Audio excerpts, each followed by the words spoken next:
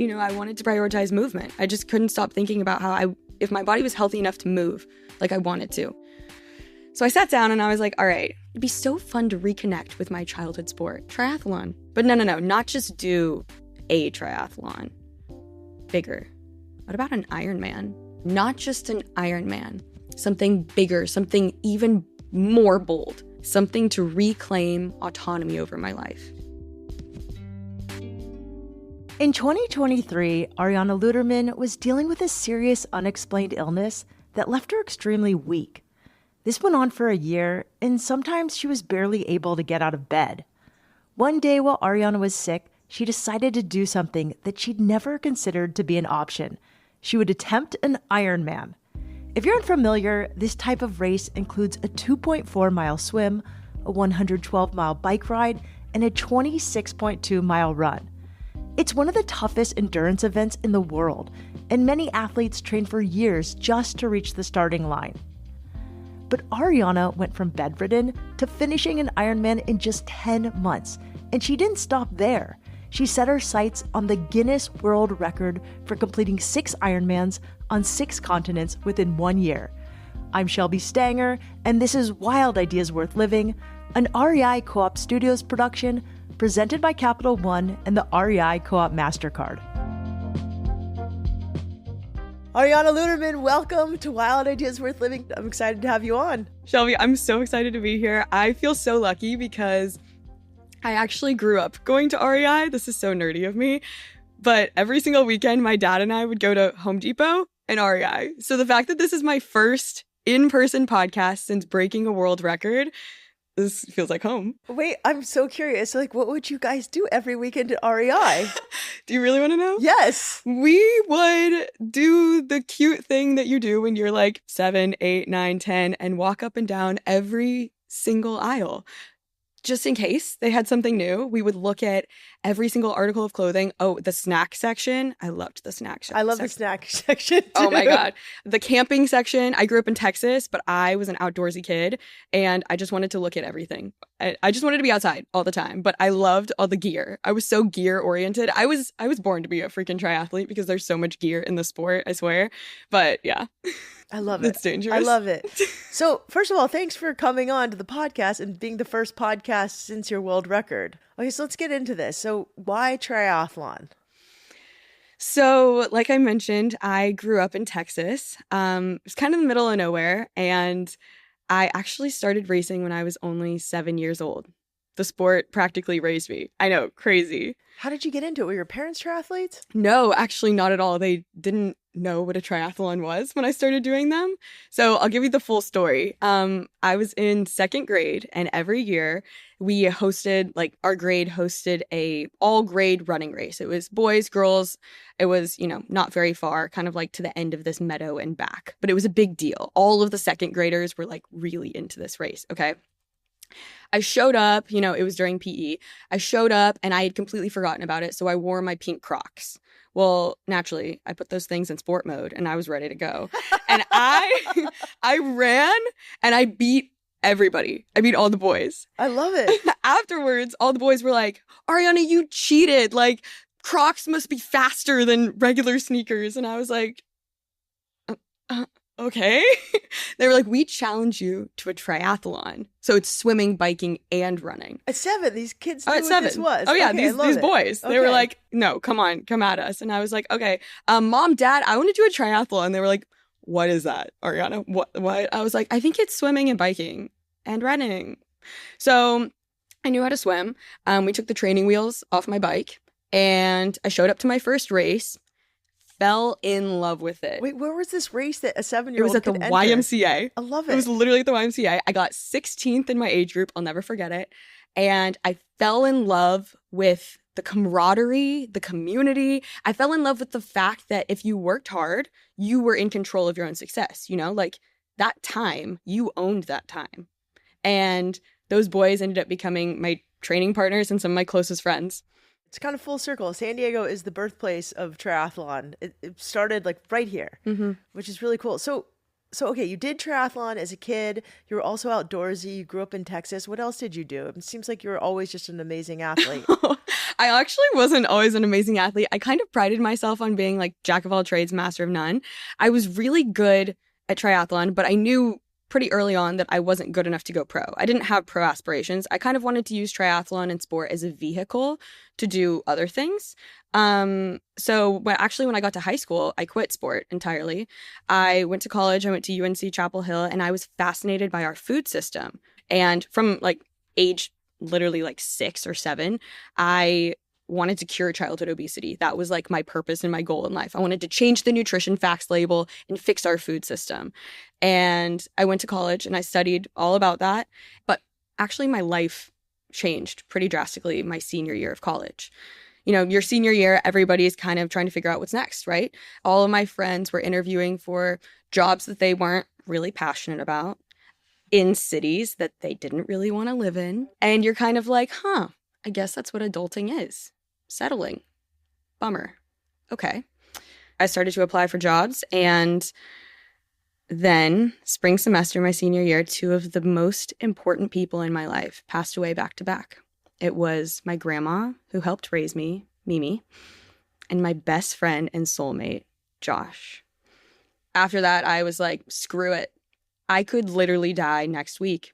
If I'm not doing what makes me happy, what am I doing? You know? If you're not living a fulfilling life, literally what the heck are you doing? Tomorrow is not guaranteed. Next year is not guaranteed, you know? So I did what any slightly traumatized 22-year-old would do. I moved to Australia.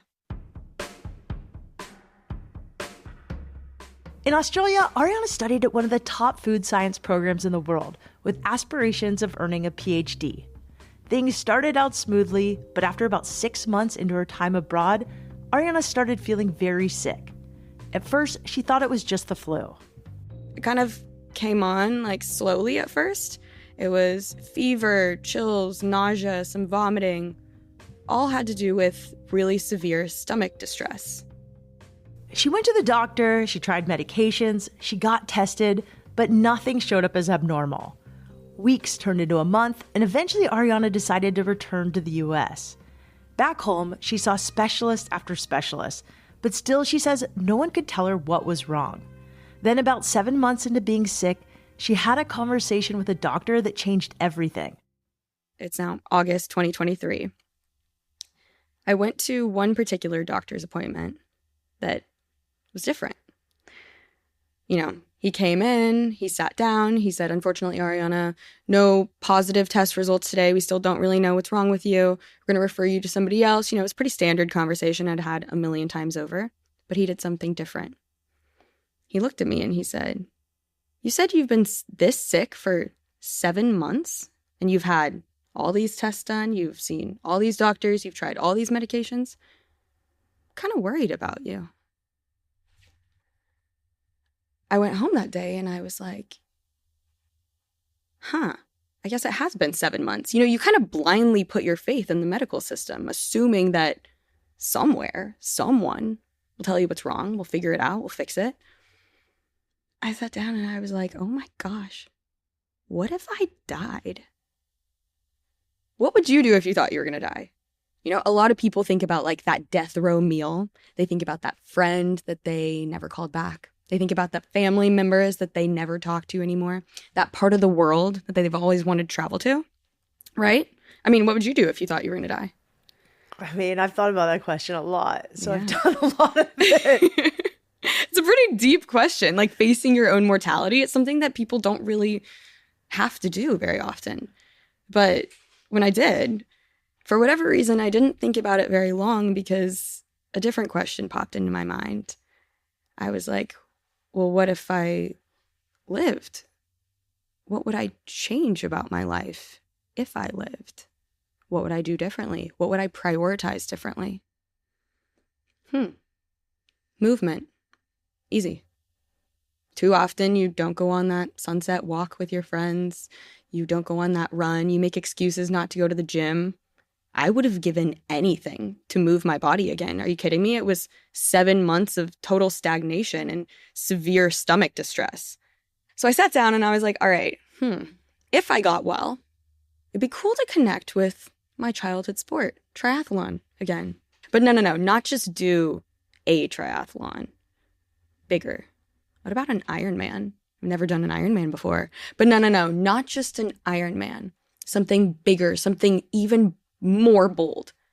I couldn't get this idea out of my head of like, what would I change about my life if I lived, if I got a second chance, if I could wake up tomorrow and not feel as horrible as I feel right now.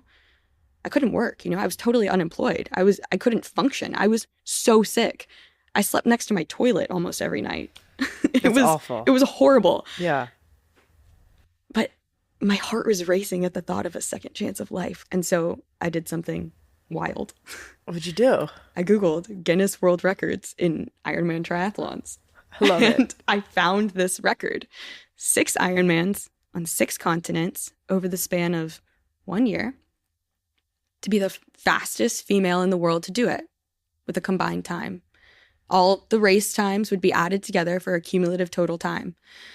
I did the math and I was like, okay, that's averaging about, 14-ish hours per race.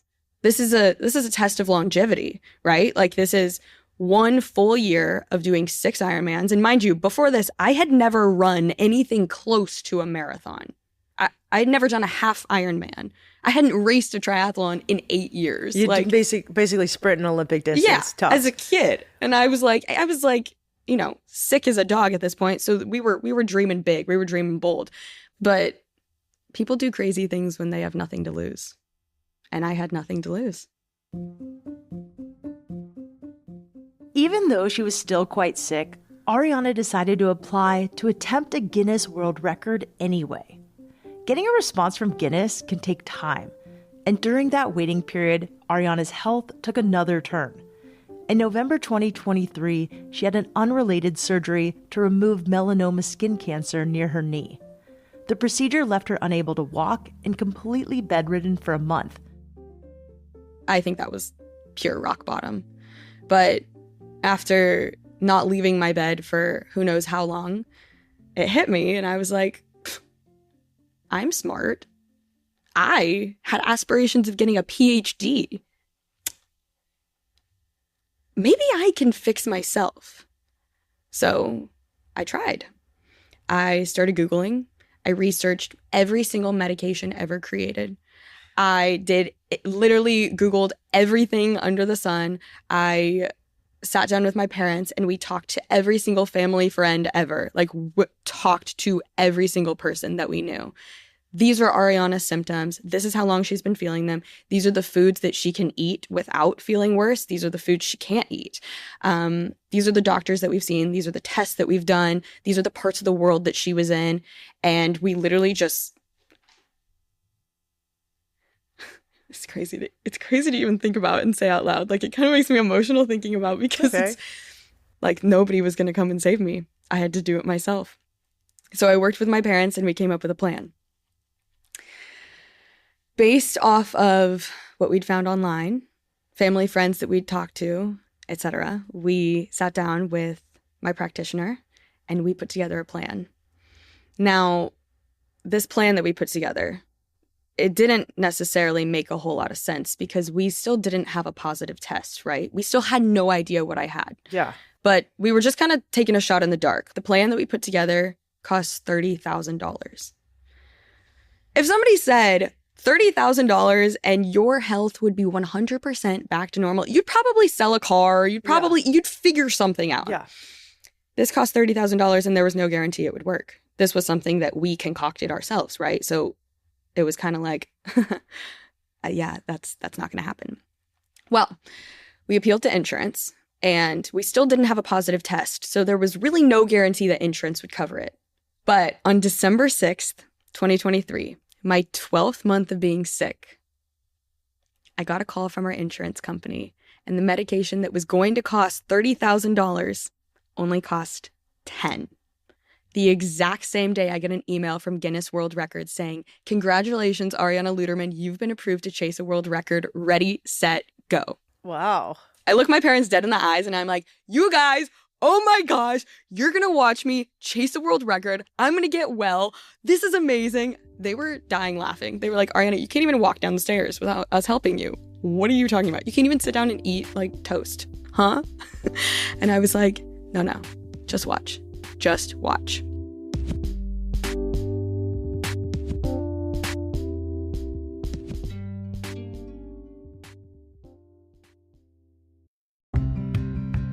We talk a lot on this show about the training and gear you need to go after a wild idea. With the REI Co-op MasterCard, everyday purchases can support your wild ideas and turn them into limitless possibilities. Trail miles, summit views, and that family camping trip you plan to take this summer.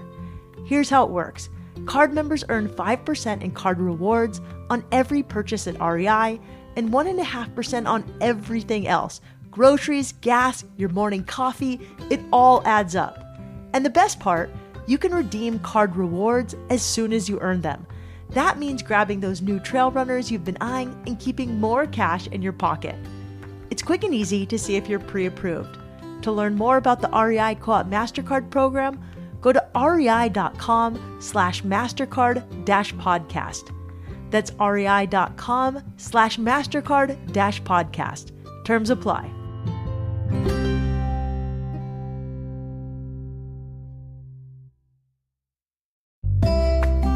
Hey everyone, I want to tell you about a podcast I think you're going to love. It's called Finding Mastery. Each week you'll dive into the minds of the world's greatest athletes, leaders, thinkers, and doers with past Wild Ideas guest Dr. Michael Gervais, a high-performance psychologist who's worked with Super Bowl winning NFL teams, Fortune 50 CEOs, Olympic medalists, and extreme athletes exploring the edge of human potential. Tune in as Dr. Gervais sits down with high performers like David Goggins, Brene Brown, Jimmy Chin, Lindsey Vonn, and Alex Honnold to translate their mental skills into tools you can use to unlock your potential. If you're looking for a podcast to inspire you and provide actionable takeaways to become your very best self, I recommend you check out Finding Mastery, available wherever you listen to podcasts.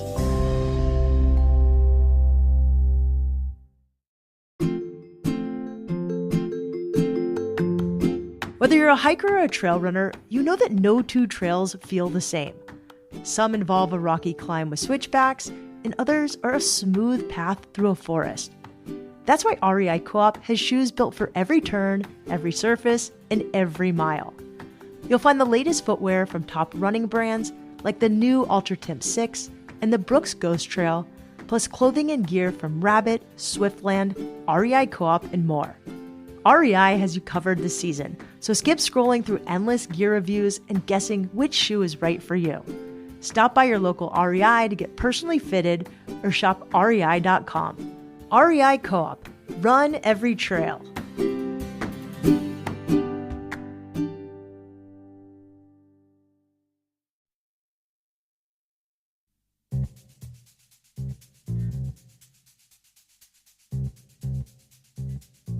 In December of 2023, Ariana Luterman started a new medication regimen to try to treat the mysterious illness she'd been fighting for the past year. Over the subsequent 6 weeks, her symptoms improved and she began regaining strength and energy. Finally, she could start training seriously for her record-breaking journey to complete 6 Ironmans on 6 continents in 1 year. The day that I finished the medication, I sat down, I ate food that I normally couldn't eat before. And literally that afternoon, I Googled best Ironman triathlon coaches in the world for females. And I emailed all of them. 4 of them responded. And, talking to a coach is kind of like talking to a therapist. It's kind of like, it's not like one coach who works with everybody. So it's kind of like a mutual interview. So at the end of every single conversation, I asked each of these coaches the same question. Do you think I can actually break this world record? 3 of them had the same response. They were like, yeah, I think if I see you train, see how your body responds to some adaptations, we get you in the gym, we can kind of see like where you're at, maybe. But I'd need to see. We need to get started. Blah, blah, blah. Jason Lenski with Toro Performance based in Arizona, when I asked him that question, he said, Yeah. If I'm your coach, you will not only break that record, but you will shatter it. Immediately I signed with him. I was like, if I'm going to do something crazy and totally delusional, I need to be with a coach that believes so heavily that I can do this, that on days when I wake up and I most likely don't feel like I can do this because that feels inevitable, I need him to be so strong and such a grounding base for me that it'll work. So just really quickly, like, tell me what like a typical training that looks day is like? Yeah. Okay. So at my peak, a typical training day would be, session in the morning, session in the afternoon. I was typically training 2 to 3 times a day, 5 to 6 days a week. It looked anything from multiple, swim, bike, run sessions a day, or a strength session, or yoga, or Pilates. My coach was really good about integrating lots of things in because, this was a world record that was not just about time and speed. It was about longevity. I needed to build a body that could endure and endure for a very long time. I'm also curious really quickly, before you start doing this, like logistically, it's expensive. There's a lot to do. How do you assemble a team? Where do you even start? How do you fundraise? Where do you get the money? It makes no sense, the sport of Ironman triathlons.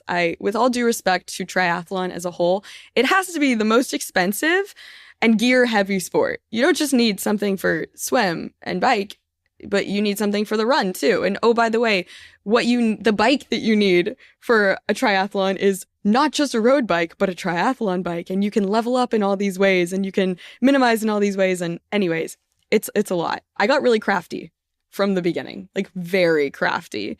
Luckily, I grew up a triathlete, so I did have all my old gear. I didn't have to buy a new bike. I didn't have to buy new running shoes. I didn't have to buy a swimsuit. Like, all of my gear was old and tattered, don't get me wrong, but it worked. For the rest of the money that Ariana needed, she worked several different jobs, from serving at a restaurant to acting as an Airbnb consultant. She cobbled together enough money to take on her first Ironman at the end of October 2024, just 10 months from the start of her training. Her first race took place in Sacramento, California. All right, take me to the first race. You're in the United States. Yes. So somewhat home turf. Yes. And you've never done a marathon before, and Nope. You finish an Ironman. What was it like to cross the finish line? I was sobbing. Immediate tears. I think have you ever been to an Ironman? Oh, yeah. Okay. You see then how much emotion people have when they cross that finish line because of the blood, sweat, and tears and sacrifice, time, money, energy. You sacrifice so much to get to that finish line because you have to, the training is grueling. You have to literally sell part of your soul. It feels like you're stripped down to the basics of who you are and who you want to become. Wow, that's incredible. What was your recovery like? In between the first and the second one? Yeah, like what do you do? I had 30 days and I have not been injured for any of these races throughout this whole journey except for the first race. I went into that first race with an injury because it's a bit of a long story, but I did end up getting a new bike closer to race day. And because of the adaptation in between my old bike and my new bike, and because I had jumped mileage so quickly, a poor bike fit plus that whole situation equaled knee and hip pain. So I actually ended up limping for 13 miles of my first full Ironman. Oh, that's brutal. Like dragging my foot behind me, kind of limping. So after that race, it was pretty much no activity before Australia. Yeah. Like I had 30 days to walk again, get the inflammation down, a lot of ice baths, a lot of very, very calming meditative things, a lot of ocean time, a lot of filling my cup in other ways with friends. After the Sacramento race, Ariana went on to run an Ironman in Western Australia in December of 2024. Over the next 10 months, she ran in South Africa, then Brazil, and then Japan. Finally, she finished her record in Spain in October 2025. She gave each race a different nickname after she completed it. Brazil was the scare test, Japan was the selfless test, and South Africa was the solo test. Each race had unique conditions, terrain, and challenges for Ariana to navigate. Do you have any moments where things went really wrong? So many moments. So many moments where things went so wrong.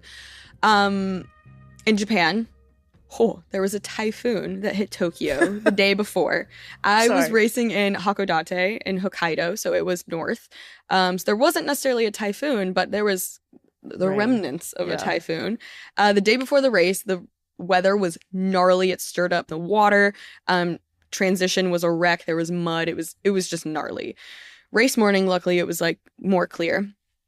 But after a typhoon, the wind doesn't just go away. Yeah. We jump in the water and you can't see anything. Like literally nothing. Like I put my watch in front of my eyeballs. I can't see anything and it's like lit up. I'm like, okay, cool. We're flying blind here. I'm like, all right, luckily I'm a really strong swimmer. I'm a comfortable swimmer. It's going to be fine. We're good. I'm swimming. I go around the first buoy. It's like out, around, and over. Okay. Like pretty typical. First buoy, turn to the right. I'm swimming towards the second buoy. And one of the volunteers, mind you, I'm in Japan. There's really not much English in this specific part of Japan. Interesting. Really not much English.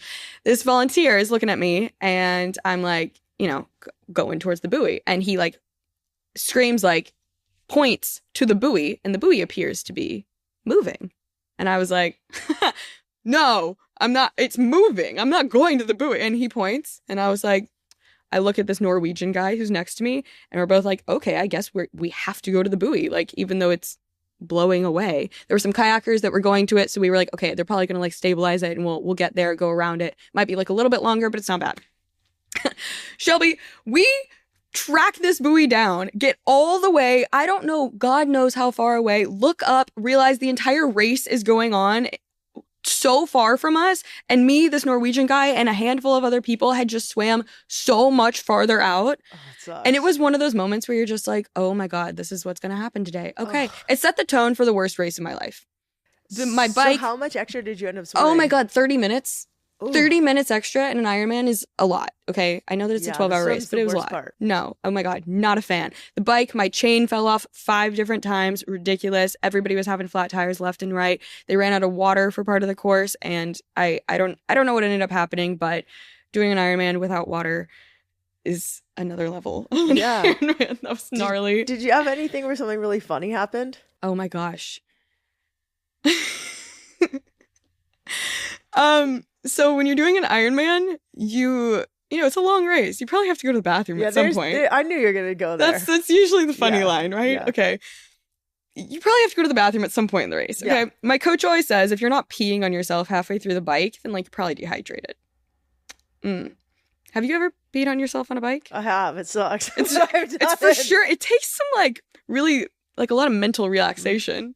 It doesn't like come naturally. No. Okay. No.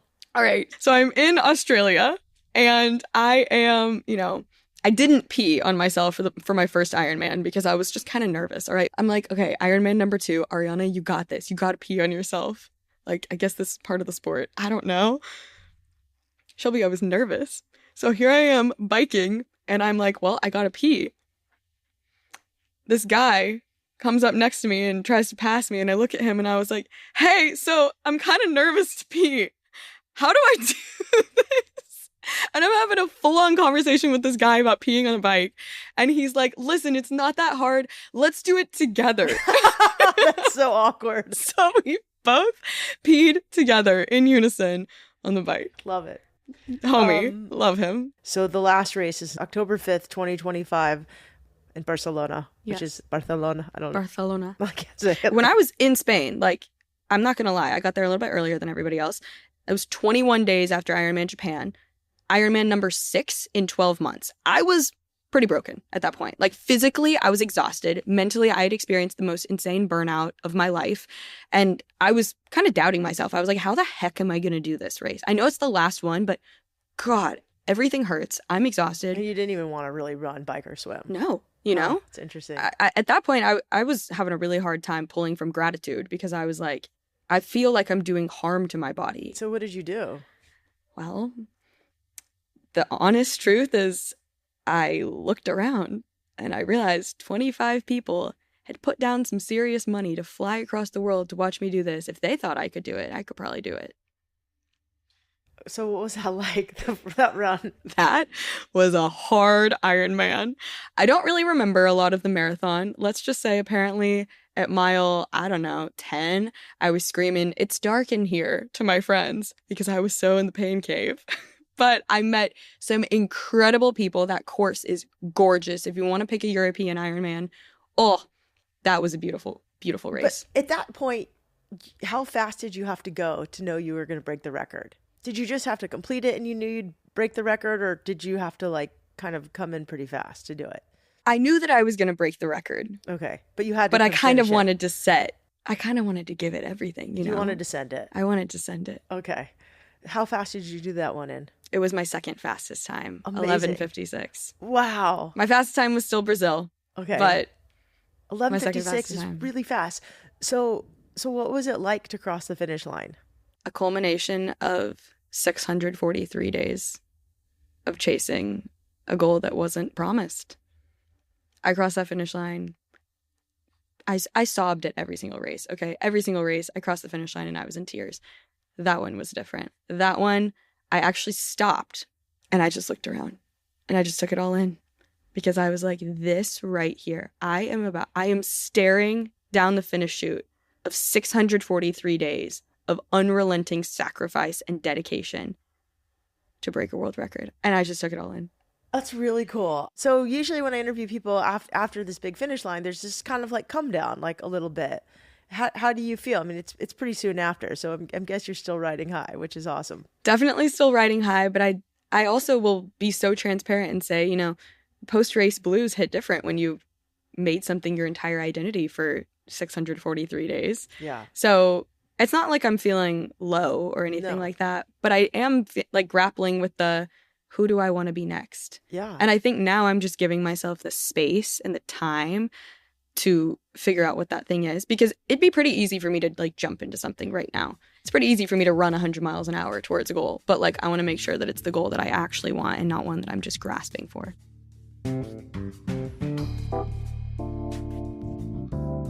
You can follow Ariana on Instagram at Ariana Luterman. That's ArianaLuterman. You can also find out more about her work and records at teamariana.com. Wild Ideas Worth Living is part of the REI Podcast Network.